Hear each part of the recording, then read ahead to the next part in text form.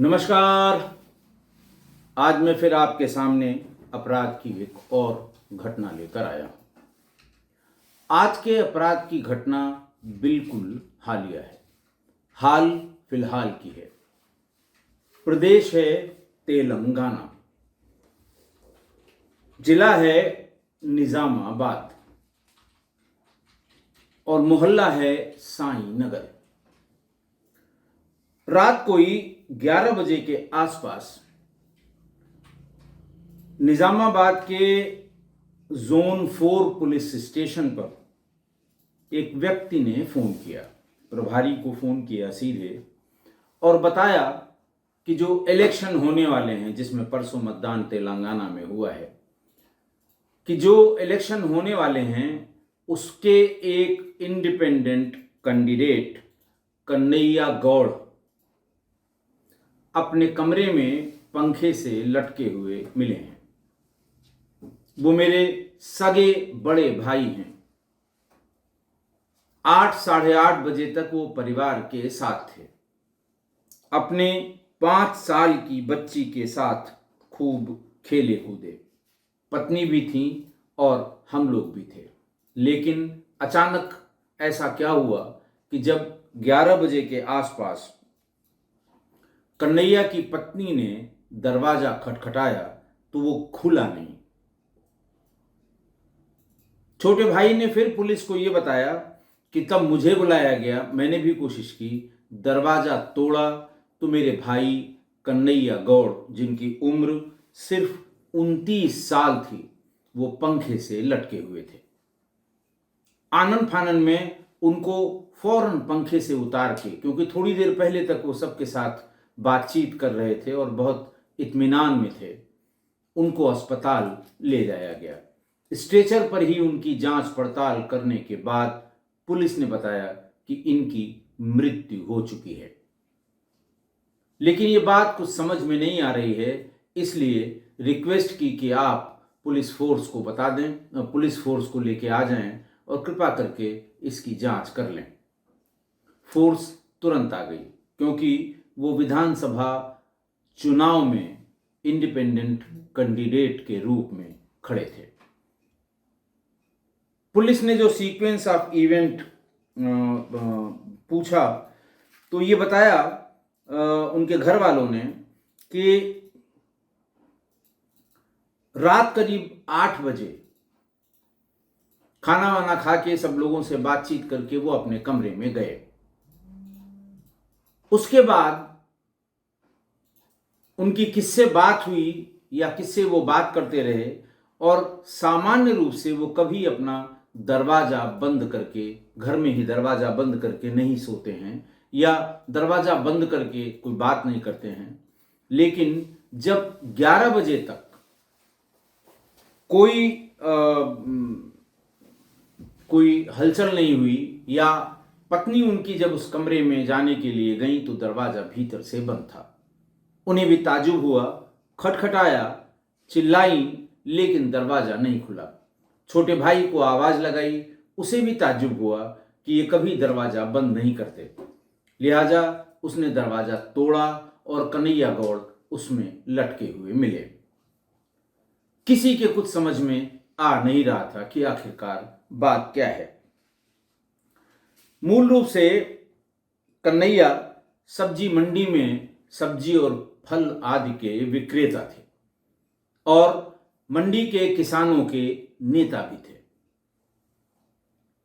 जो लोग अपना जो प्रोडक्ट है, एग्रीकल्चर प्रोडक्ट, फ्रूट्स, ये सब देहात से लाकर मंडी में बेचते थे, उन्हें अगर कोई परेशान करे, उन्हें कोई दिक्कत हो, तो फिर वो सब को साथ लेके इसका विरोध करते थे।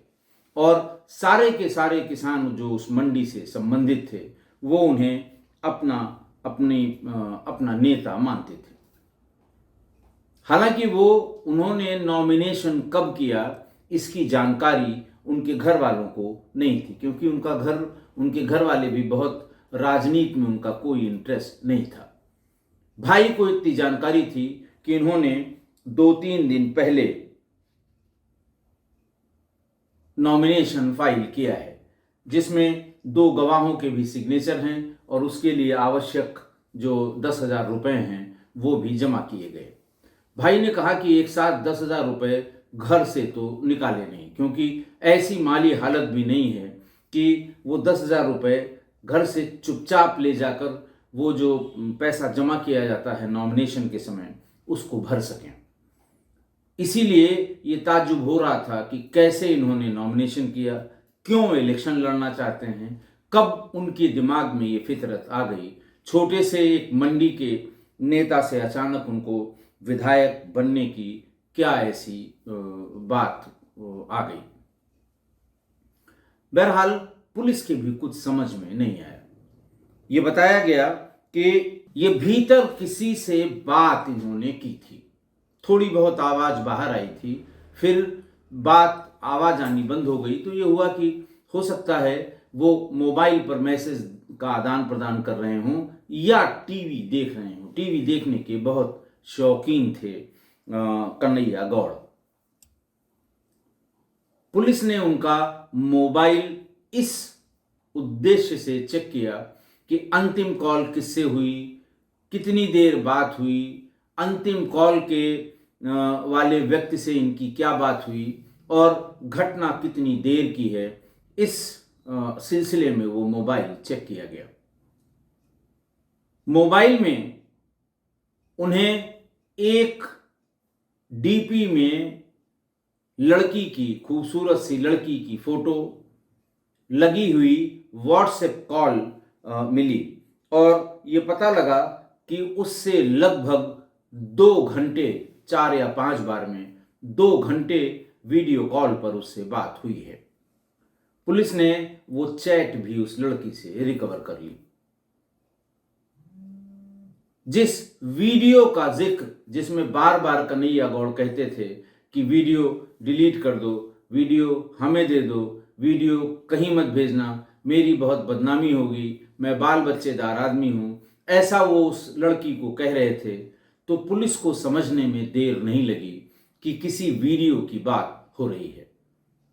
गैलरी में जाकर वो वीडियो भी पुलिस को मिल गई, जिसमें एक लड़की स्क्रीन पर ऑलमोस्ट नेकेड, एक एक करके कपड़े उतारे गए और जो सामने जो बात करता है उसकी छोटी सी फोटो आती है, उसमें कन्हैया गौड़ दिख रहे हैं। उनकी भी स्थिति कुछ आपत्तिजनक थी। कन्हैया गौड़ के लिए तो ये अलग बात हुई होगी, लेकिन पुलिस को 10 सेकंड भी नहीं लगे ये जानने में कि ये मामला सेक्सटॉर्शन का है। सेक्सटॉर्शन शब्द का इस्तेमाल मैं बहुत बार अपने अलग अलग एपिसोड्स में कर चुका हूं। साइबर क्राइम का ये सबसे लेटेस्ट ट्रिक है या सबसे नई ट्रिक है जो पिछले 3-4 सालों में जाने कितने लोगों को बर्बाद कर चुकी है। ऐसे ही कुछ बर्बाद लोगों की दास्तां अपराध से संबंधित मैंने अपने आप तमाम एपिसोड्स में की है। रेगुलर सुनने वाले हमारे किस्सा गोई परिवार के सुधी श्रोता इस बात को अच्छी तरह जानते हैं, बार बार आगाह भी किया गया। लेकिन चूंकि इलेक्शन का माहौल था, तरह तरह के आरोप प्रत्यारोप लगने लगे कि फलां ने मरवा दिया, फलां ने ऐसा कर दिया। लेकिन पुलिस को कोई डाउट नहीं था कि ये सेक्सटॉर्शन का मामला है। दोनों के बीच जो वीडियो कॉल हुई थी वो भी वीडियो कॉल की हिस्ट्री में आ गई। 30 सेकंड की एक रिकॉर्डेड वीडियो भी मिल गई और चैट में एक जगह ये भी जिक्र आ गया कि मैं अभी 30,000 रुपये देने की स्थिति में नहीं हूं।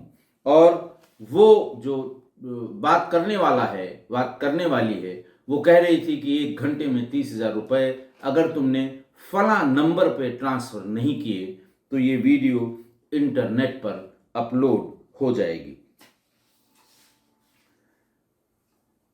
उनके बड़े साले अनिल, उनकी पत्नी के बड़े भाई, वो बताते हैं कि कन्हैया की आर्थिक स्थिति बहुत ज़्यादा अच्छी नहीं थी। ठीक है, सामान्य घर, सामान्य ज़रूरतें वो अपनी पूरी कर लेते थे। हाल ही में उन्होंने एक मकान भी बनवाया था, जिसको उन्होंने कहा था कि इलेक्शन के बाद उसका गृह प्रवेश करेंगे। घर के वो अकेले कमाने वाले थे।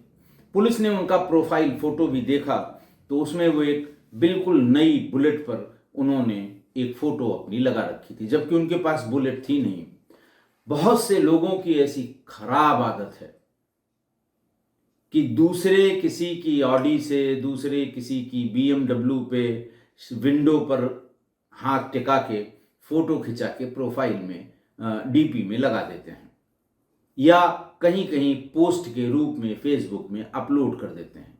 उनका कुछ नहीं है, लेकिन वो फोटो अपलोड हो जाएगी ताकि लोग पूछें कितने की मिली, कब लिया, बताया नहीं, मिठाई खिलाओ।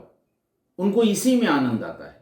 बहुत ढेर सारे ऐसे लोग हैं जिनका अपना कुछ नहीं है, किसी दूसरे के सामान पर फोटो खिंचाई और उसको DP में लगा दिया। कन्हैया, मैंने आपको बताया कि मंडी में आने वाले किसानों के मुद्दे उठाया करते थे और इसीलिए उनको वहाँ के किसान अपना लीडर मानते थे। और सिर्फ 2-3 दिन पहले या 4 दिन पहले उन्होंने alliance of democratic reforms party के टिकट पर निजामाबाद अर्बन सीट से नॉमिनेशन फॉर्म जमा किए थे। अनिल ये बताते हैं कि हम लोगों के लिए ये सरप्राइज था।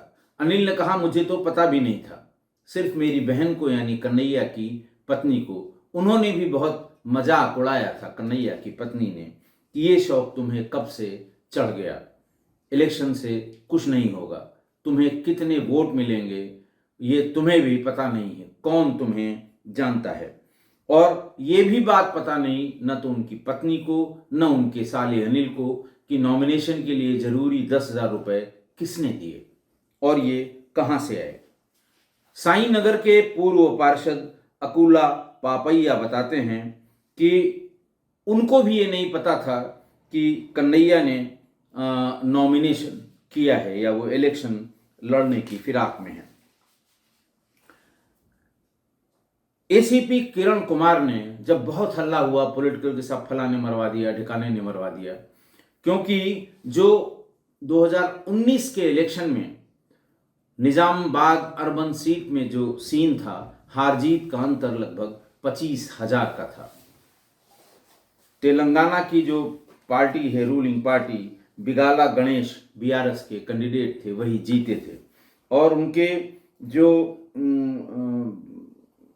उनके निकटतम प्रतिद्वंदी थे वो ताहिर बिन हमदान थे, जिनसे वो करीब 25,800 वोटों से हारे थे।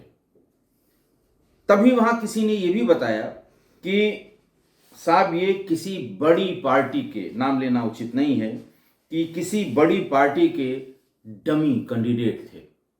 कुछ स्पेसिफिक वोट संख्या में 2,000, 4,000, 5,000 वोट काटने के लिए इन्हें खड़ा किया गया था। उन्हीं लोगों ने इनका नॉमिनेशन का खर्चा दिया और उन्हीं लोगों ने ये कहा था कि हम तुम्हारे लिए पर्याप्त बैनर, पोस्टर, पंफलेट बनवा देंगे, तुम मेहनत करो, खूब मेहनत करो, अगर तुम इतने वोट पा जाओगे हमारा काम हो जाएगा। इतने थोड़े से पैसों की लालच कह लें, या उसको लगा कि हमारा क्या जाना है, हमें पैसे मिल रहे हैं, इलेक्शन में खड़ा होना तो इज्जत की बात है, और उसने नॉमिनेशन फाइल कर दिया। तो वो नंबर मिला पुलिस को उनके मोबाइल फोन से, जिस नंबर से वो वीडियो कॉल आई थी। कितनी देर बात हुई ये भी पता लगा। ACP किरण कुमार बताते हैं कि नंबर को ट्रैक किया गया तो वो फर्जी ID पर लिया हुआ नंबर है, और ये भी पता लग गया कि इस नंबर से और भी लोगों को, तमाम लोगों से सेक्सटॉर्शन की बात की गई है, और ये गैंग राजस्थान, गुजरात या पश्चिम बंगाल में काम करने वाला साइबर क्रिमिनल्स का गैंग है।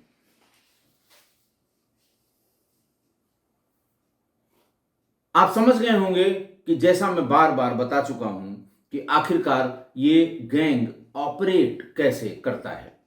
मैंने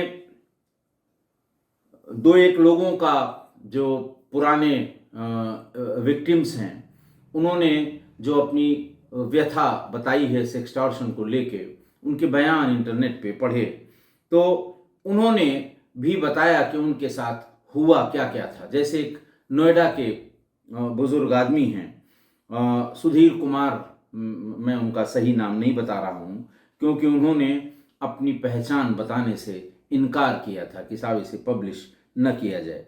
वो बताते हैं कि मैं रिटायर्ड आदमी हूँ, अधिकारी हूँ, और वक्त काटने के लिए मैं इंस्टाग्राम और फेसबुक अकाउंट पर रील्स देख लेता हूँ। कम समय लगता है, 1 मिनट का, और हंसी मजाक या थोड़ी देर के लिए इंगेज होके हमारा भी समय कट जाता है। उन्होंने कहा कि पिछले साल सितंबर में फेसबुक पर वो पोस्ट स्क्रॉल कर रहे थे, तभी एक्ट्रेस जैसी दिखने वाली एक लड़की की फोटो पर उन्होंने क्लिक कर दिया, ये जानने के लिए कि ये इंडियन है कि फॉरेनर है। थोड़ी देर बाद ही उन्हें एक मैसेज मिला कि मैं फला फला हूं, और उसके वीडियो कॉल तुरंत आ गए, इमीडिएट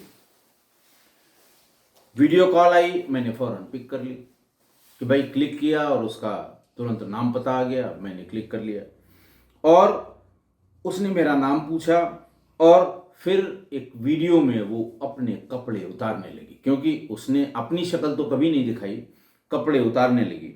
ये सब इतना अचानक हुआ कि मैं कुछ इसके पहले समझ पाता। करीब 20 सेकंड तक ये कॉल चली, तब मैं उसे डिस्कनेक्ट कर पाया। सुधीर बताते हैं कि वीडियो कॉल के बाद फेसबुक मैसेंजर पर तुरंत ही 15-20 मिनट में मुझे एक वीडियो मिली, जिसमें वो नेकेड लड़की और ऊपर बॉक्स में मेरी फोटो। इसको 20 सेकंड से बढ़ा के करीब करीब 1 मिनट के लिए कर दिया गया था, और मेरी वो वीडियो कॉल की स्क्रीन रिकॉर्डिंग करके ये वीडियो भेजी गई थी। मेरे पैरों के नीचे से जमीन खिसक गई, और फौरन उसने एक मैसेज किया कि मुझे मेरे बच्चे की बीमारी के लिए 3,000 रुपये फौरन चाहिए। आपने एक छोटी सी गलती की है, कोई बात नहीं, 3,000 रुपये दीजिए और इस वीडियो को भूल जाइए। उन्होंने, सुधीर कुमार ये बताते हैं कि उसने, यानी ब्लैकमेलर ने, रुपए ट्रांसफर करने के लिए यूपीआई का एक लिंक भेजा। मैंने मैसेज को इग्नोर कर दिया। कुछ देर बाद मुझे धमकी वाले मैसेज आने लगे। एक मैसेज में लिखा था कि सवाल मेरे बच्चे का नहीं है, इसलिए पैसे मांग रही हूँ। अगर पैसे नहीं दिए तो ये वीडियो मैं तुम्हारे फेसबुक पर तुम्हारी फ्रेंड लिस्ट में जो तुम्हारे लड़के, लड़की, दामाद, पत्नी, बहन, नाम बताए उसने सबके, इन सब को मैं कॉपी इसकी फॉरवर्ड कर दूंगा, और तब भी अगर आपने पैसे नहीं दिए तो आपकी वॉल पर शेयर कर दूंगी। इतना सुनते ही सुधीर कहते हैं कि मैं घबरा गया। मेरे बच्चे हैं, नाती पोते हैं, मैं डर गया, और पीछा छुड़ाने के लिए मैंने 3,000 रुपये उस लिंक पर डाल दिए। 5 दिन बाद उसने फिर मैसेज किया और 10,000 रुपये मुझसे मांगने लगी। मैं समझ गया कि ये ब्लैकमेल कर रही है।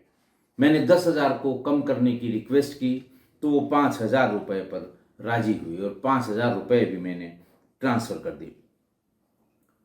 बार बार दिमाग में आता था कि मैं पुलिस के पास जाके इसकी शिकायत करूं, लेकिन फिर यही होता था कि पुलिस के पास जाऊंगा तो बदनामी होगी, इसलिए मैंने किसी को कुछ नहीं बताया। उस लड़की का अकाउंट भी ब्लॉक कर दिया। करीब 1 महीने बाद एक अनजान फेसबुक अकाउंट से मैसेज आया, और मैसेज में लिखा था कि तुम्हारा वीडियो मेरे पास आ गया है, 60,000 रुपये अगर फौरन ट्रांसफर नहीं किए तो ये सोशल मीडिया पर अपलोड कर दूंगी। बड़ी खूबसूरत सी फोटो उसमें डीपी पर लगी हुई थी। ये पहली वाली फोटो नहीं थी, उससे कुछ इतर यानी अलग फोटो थी। सुधीर कहते हैं कि इसके बाद मैं परेशान हो गया। अपने कुछ रिटायर दोस्तों से बात की। शुरू में मेरे दोस्तों ने मेरा मजाक उड़ाया, फिर उस सीनियर पुलिस अफसर ने, जो रिटायर्ड पुलिस अफसर था, उसने किसी जूनियर को अपनी प्रॉब्लम बताई। उसने फौरन सारी डिटेल नोट की और उसके बाद से आज तक मुझे किसी तरह का फ़ोन या मैसेज नहीं आया। तो इस तरह से ये मैं बता चुका हूँ बहुत बार कि कैसे ये सेक्सटॉर्शन का रैकेट चलता है। एक साइबर एक्सपर्ट हैं सुशील दुबे, उनकी बड़े बड़े लेख हैं, अगर आप पढ़ना चाहें तो पढ़ सकते हैं कि सेक्सटॉर्शन का ये पूरा रैकेट चलता कैसे है।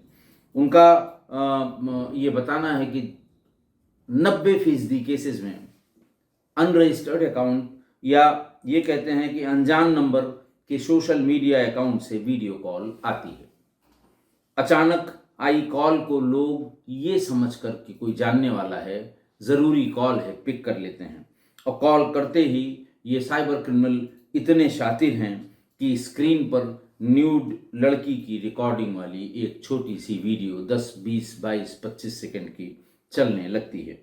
कुछ सेकंड बाद और आपका फेस, क्योंकि आप उसको देख रहे हैं तो आपका फेस भी उसी स्क्रीन में दिखाई दे रहा है। फिर उसको थोड़ा बहुत एडिट करके ब्लैकमेल करना शुरू कर देते हैं। इस पर सरकार ने एक एडवाइजरी भी जारी की है जिसमें कहा गया है कि अनजान नंबर से वीडियो कॉल आए तो फ्रंट और रियर दोनों कैमरों को कवर कर लीजिए, फिर कॉल पिक करिए और अगर कोई पहचान वाला है तो अपनी उंगली या जिस चीज़ से आपने फ्रंट कैमरे को कवर किया है उसे हटा लीजिए और बात कर लीजिए। अमित दुबे का ये भी कहना है कि आप किसी भी हालत में रुपए ट्रांसफ़र मत करिए। आपने एक बार रुपए ट्रांसफ़र किए, इसका मतलब आप उनके चंगुल में फंस गए, उनके बुने हुए जाल में फंस गए। अगर आपने एक बार भी पैसे ट्रांसफ़र किए तो ये सिलसिला बारंबार चलता रहेगा। जिस अकाउंट से या नंबर से पैसे मांगे जा रहे हैं या ट्रांसफ़र करने की बात कही जा रही है, उस नंबर को फ़ौरन ब्लॉक कर दें।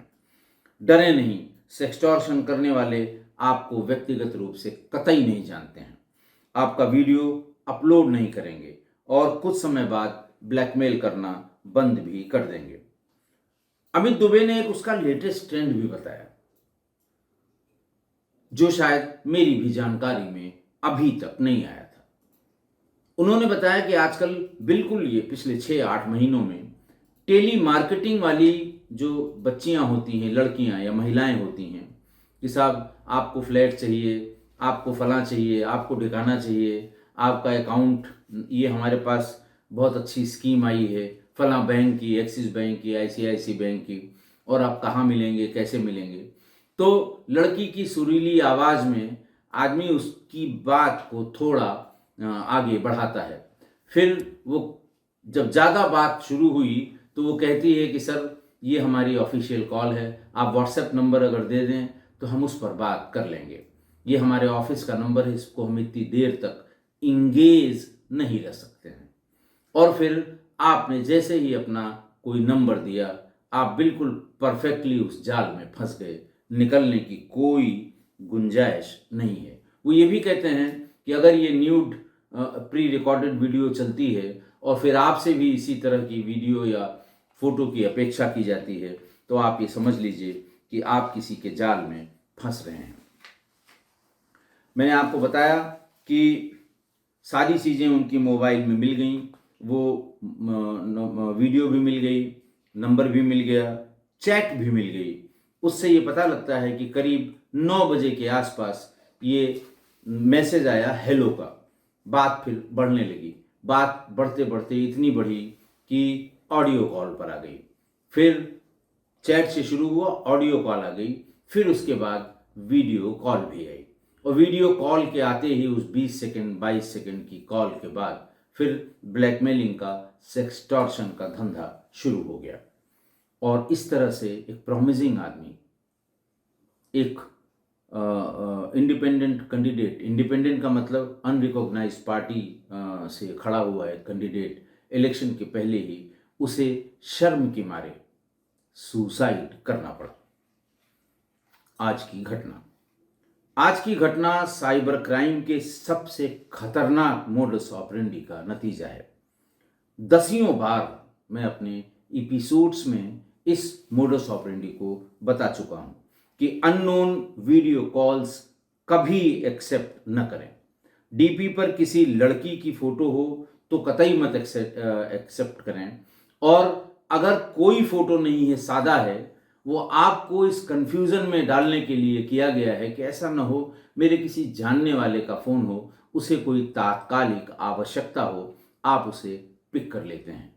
तो अगर बिना डीपी के बिल्कुल अननोन नंबर से अननोन वीडियो कॉल आती है तो किसी भी कीमत पर, क्योंकि आपने क्लिक किया नहीं कि उधर 20 सेकंड की वीडियो चली, जब तक आप उसे काटेंगे, जानने की कोशिश करेंगे, तो उसकी वीडियो और जहां आप देख रहे हैं उस वीडियो को, ये पूरी की पूरी वीडियो आपको वापस सप्रेम भेंट के रूप में व्हाट्सएप पर या मैसेंजर पर मिल जाएगी। ये लेटेस्ट ट्रिक है, ऐसा अमित दुबे ने भी बताया है कि अब वो पहले ये था कि लड़की की फोटो देखी नहीं कि फट से वीडियो कॉल एक्सेप्ट कर लेते हैं कि बस अब बॉलीवुड से ही कोई मुझे ऑफर आने वाला है, तुरंत एक्सेप्ट कर लेंगे। तो अब लोगों में जब जानकारी हो गई, तमाम दिल्ली पुलिस ने बड़ी बड़ी एडवाइजरी एक्सटॉर्शन के बारे में साल 1.5 साल पहले भी जारी की थी, बराबर जारी करते रहते हैं। तो अब फोटो वाली वीडियो कॉल तो कम लोग उठा रहे हैं, तो नए तरीके से कि बिना फोटो डीपी लगी हुई वीडियो कॉल्स सामने आती हैं। दो इसके तरीके होते हैं आपको फंसाने के। एक कि अगर आपका व्हाट्सएप नंबर या मोबाइल नंबर पब्लिक डोमेन में है तो सीधे आपको कॉल आ जाएगी और बिना हाय हेलो के वीडियो कॉल जाएगी, और अगर आपने पिक कर लिया तो फंसे। या कभी हेलो हाय किया, आपने खूबसूरत तस्वीर देख के पूछा आप कौन, मैं पहचान नहीं पा रहा हूँ, तो एक उसमें 2-3 अक्षर का नाम उसमें आएगा, मैं रोमा, मैं कामिनी, मैं नीलम, कहाँ से, मुंबई से, जयपुर से। ये 2-3 जगह बड़ी सेट हैं। और फिर कहेगी कि मुझे कुछ ज़रूरी काम है आपसे और मैं आपको वीडियो कॉल कर सकती हूँ क्या। तहजीब से बात हुई और आपने जैसे ही इस, जिसको हनी ट्रैप भी कहते हैं, इस शहद में आपने नाक लगाई नहीं कि आप फंसे।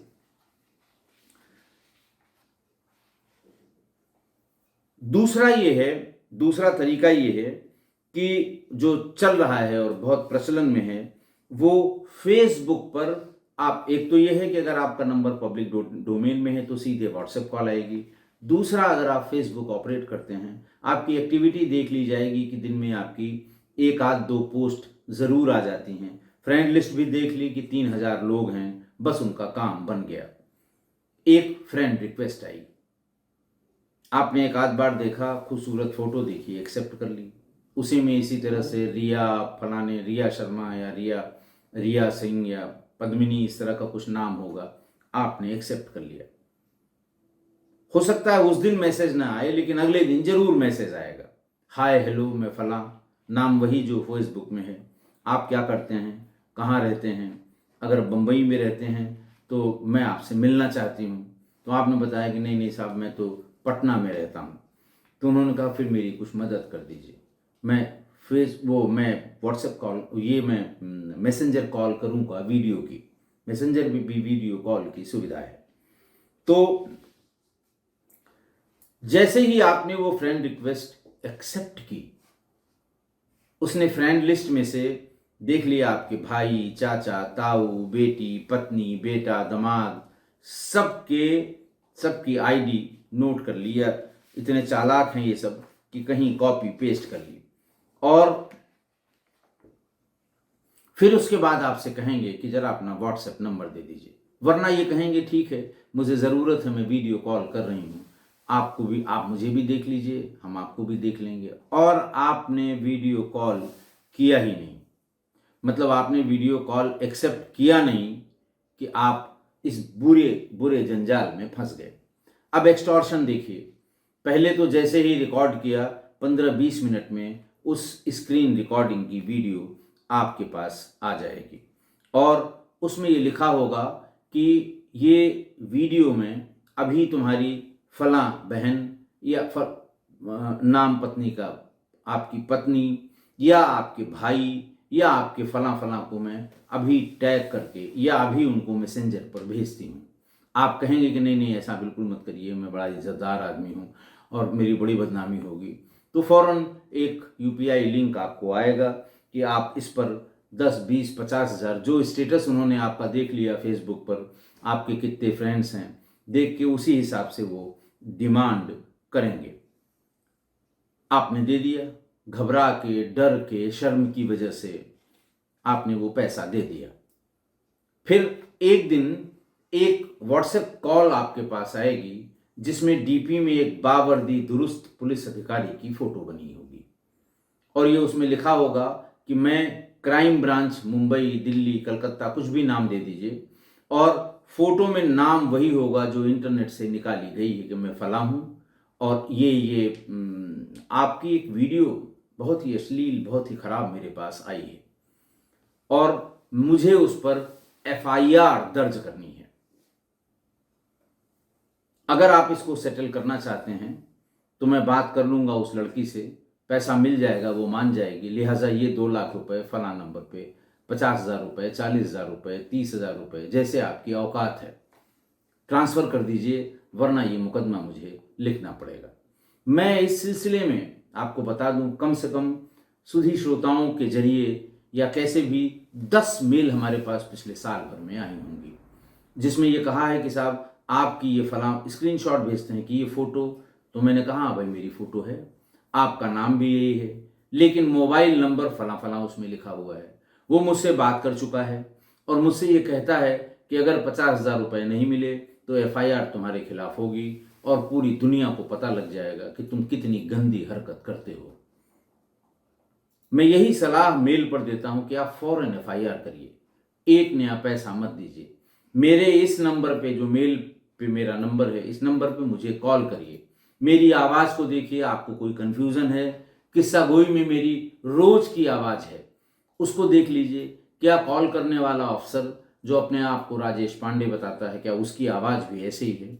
और फिर उसके बाद फिर या तो लोगों ने एफआईआर करा के पिंड छुड़ाया अपना, या फिर उन्हें ये कन्फ्यूज़न हो गया, ये उनका कन्फ्यूज़न दूर हो गया कि ये कोई दूसरा आदमी है, राजेश पांडे की फ़ोटो और नाम उसका इस्तेमाल किया गया है। अगला स्टेप क्या होगा? मान लिया आपने वो भी दे दिए 50,000 रुपये उसको, 2 बार में उसको 80,000 दे दिए। फिर अचानक 4-6 दिन बाद एक फ़ोन आएगा कि मैं डिप्टी मैनेजर यूट्यूब से बोल रहा हूँ। हालांकि जो यूट्यूब ऑपरेट कर रहे हैं वो जानेंगे कि यूट्यूब का डिप्टी मैनेजर क्यों फ़ोन करेगा। लाखों करोड़ों यूट्यूब यूज़र्स या चैनल वाले होंगे, क्यों फ़ोन करेगा? वो बात तो करते नहीं, कभी मेल से ही बात करते हैं। अगर आपको कोई हेल्प चाहिए तो वो अपने किसी असिस्टेंट का नंबर भेज देंगे कि फ़लाँ तारीख को फ़लाँ टाइम पर आपका स्लॉट है, आप इनसे पूछ सकते हैं। तो वो फ़ोन करेगा कि आपका ये वीडियो यहाँ यूट्यूब में मिला है और ये लाइन अप किया गया है, शाम को 7 बजे के आसपास ये अपलोड हो जाएगा। अब आदमी और गाढ़े में पड़ता है कि अरे बाप रे बाप, कैसे पीछा छुड़ाया पुलिस वाले से और उससे जिसकी फ़ोटो मैंने देखी थी, और अगर वीडियो अपलोड हो गई तो मैं कहीं मुंह दिखाने काबिल नहीं रहूँगा। फिर वो पूछता है कि साहब अपलोड मत करिए, उनका सेटल कर लीजिए, मेरा रिप्रेजेंटेटिव अभी आपको फ़ोन करेगा, लेकिन जो कुछ करना है 7 बजे के पहले कर लीजिए, वरना क्यू में है, ये अपलोड हो जाएगा। तो फिर वो रिप्रेजेंटेटिव भी तुरंत बात करता है कि 50,000 रुपये दे दीजिए, फलां लिंक में से, फलां नंबर पे से फ़ौरन डाल दीजिए, तब ये यूट्यूब पे नहीं आएगा। सपोज करिए आपने वो भी पैसे दे दिए, तो उनको लग गया कि ये बिल्कुल कामधेनु है, हम जैसे जैसे डराएंगे वैसे वैसे ये पैसा हमको भेजता जाएगा। फिर लास्ट जो होगा वो एक आपको फोटोग्राफ मिलेगी कि वो जिस लड़की से आपने अश्लील हरकत की थी उसने सुसाइड कर लिया है। ये देखिए उसके घर की फ़ोटो। एक फ़ोटो आप, अगर आपके पास वो ऐप है कि आप फ़ोटो उसमें ऐप में अपलोड करें, तो वो कहाँ से ली गई है वो आपको जानकारी फ़ोटो मैच करके, या इस तरह का कोई नाम है उस ऐप का, वो बता देंगे कि ये 2012 की फ़ोटोग्राफ है और फला घटना की फोटोग्राफ है। बहरहाल नेट पे इस तरह के 1000 फोटोग्राफ उपलब्ध हैं। आप फोटो देखेंगे, बीच में सफ़ेद कपड़ों में एक लाश पड़ी होगी, उसके आसपास 100 महिलाएं और आदमी खड़े होंगे, अगल बगल छज्जों से लोग झांक रहे होंगे। आपका तो समझिए प्राण ही निकल जाएगा कि इतना बचते चले आए, अब बचना मुश्किल है। फिर वो कहेगा कि देखो, अगर तुम्हारी आइडेंटिटी सिर्फ मेरे पास है, आइडेंटिटी अगर मैंने डिस्क्लोज कर दी तो तुम्हारा बहुत नुकसान हो जाएगा, जेल जाओगे, ट्रायल होगा, सजा मिलेगी, लिहाजा इतना पैसा भेज दो। ये एक्सटॉर्शन की, मतलब सेक्सटॉर्शन जो नाम आया वो एक्सटॉर्शन की वजह से ही आया, और ये भी मीडिया, सोशल मीडिया की ही देन है। जब ये शुरू हुआ साइबर क्राइम, तो इसको धीरे धीरे अपने आप की सेक्स के नाम पर extortion, sex plus extortion is sextortion. पहले क्राइम की किसी किताब में, कहीं आईपीसी में, सीआरपीसी में सेक्सटॉर्शन शब्द इस्तेमाल ही नहीं हुआ है। किसी भी विधि विज्ञान की या विधि की किताब में नहीं हुआ है ये सेक्सटॉर्शन शब्द। अब जब ये साइबर क्राइम ने जोर पकड़ा है, तब ये शब्द क्वाइन किया, इसी मीडिया में सुओ मोटो ही क्वाइन हो गया सेक्सटॉर्शन का। अब तो इसका उल्लेख पुलिस की केस डायरी में भी किया जाता है। हो सकता है कि जो नए चेंजेस हो रहे हैं आईपीसी, सीआरपीसी और एविडेंस में, शायद इस क्राइम को इस नाम से रखा गया हो या जाना गया हो, लेकिन ये शुद्ध रूप से सोशल मीडिया या इंटरनेट की ही देन है सेक्सटॉर्शन।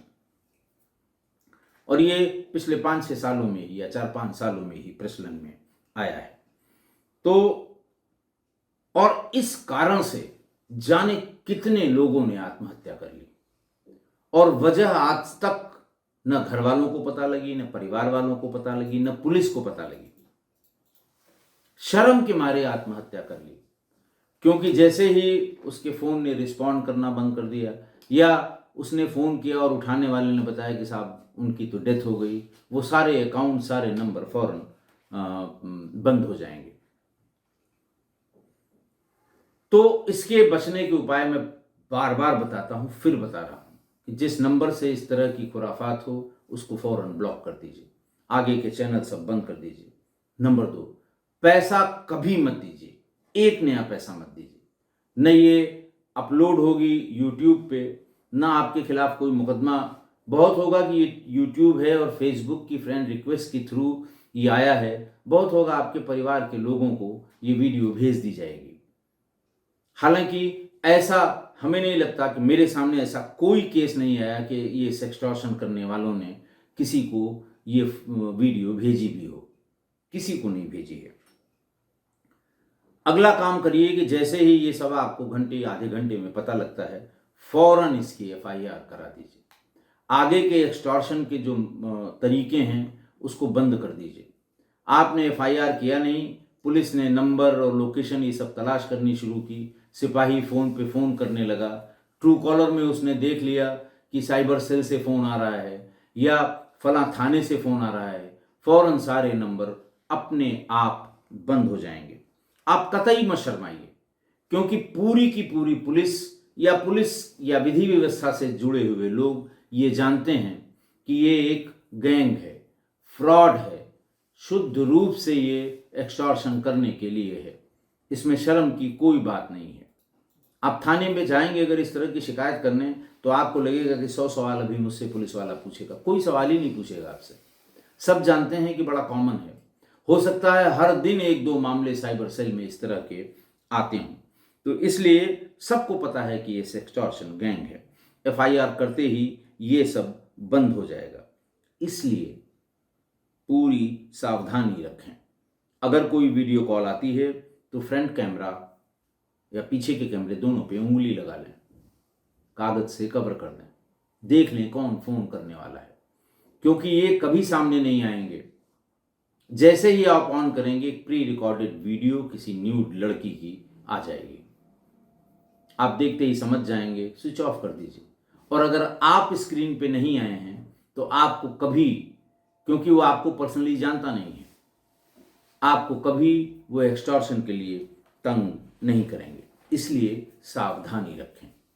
क्योंकि आज जिस घटना में मैंने आपको बताया कि शर्म के मारे एक बड़े प्रॉमिसिंग आदमी ने, यंग आदमी ने, 29 साल का था, उसको आत्महत्या करनी पड़ी। इसलिए मैं कहता हूं, सावधानी हटी, दुर्घटना घटी। आशा है आप मेरी इस बात से सहमत होंगे। आज के लिए इतना ही। बहुत बहुत धन्यवाद।